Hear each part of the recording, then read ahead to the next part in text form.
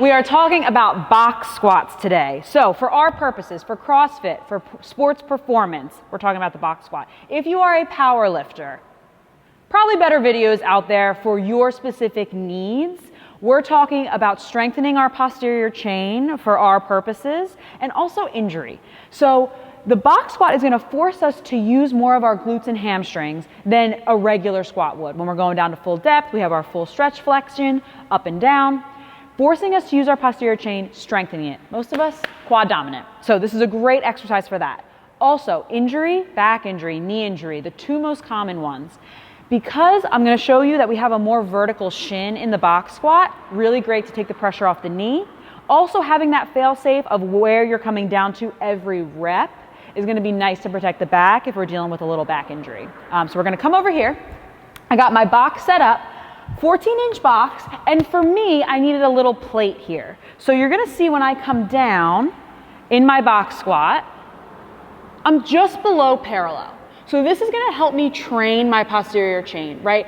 Different purposes for different people of where we want the height. For today, we're talking about just below parallel or at parallel. I'm going to drive up.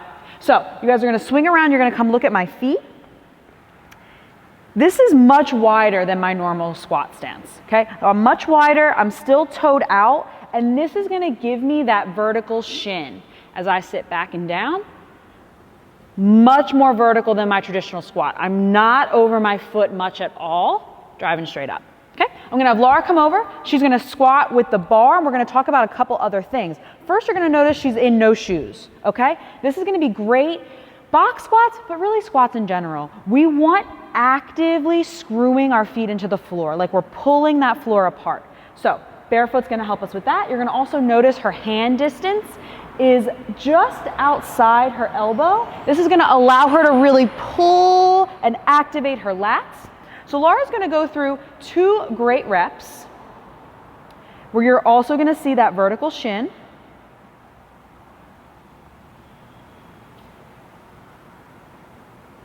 Perfect. She's touching the box and driving up. So now we're gonna talk about deloading all of our weight. Okay, she's gonna do 2 reps where she fully deloads.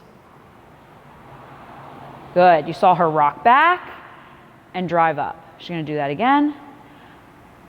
What this does is when we deload, it forces our spine to overextend and we really have to use our back too much to drive up. The other thing I want to talk about is keeping that vertical shin as we come up out of the squat. So Laura's going to do one where she rocks forward and the knees come forward, right? She's going to do that one more time and you're going to see her knees come more forward as she comes up. Yeah, we don't want that. Okay, she's gonna do 2 more good reps where she doesn't deload and her knees don't come forward. Touches the box, still active, drives straight up. Last one, touches the box, still active, drives straight up. Awesome, thank you, Laura. I hope this helps get that posterior chain stronger. Thanks, guys.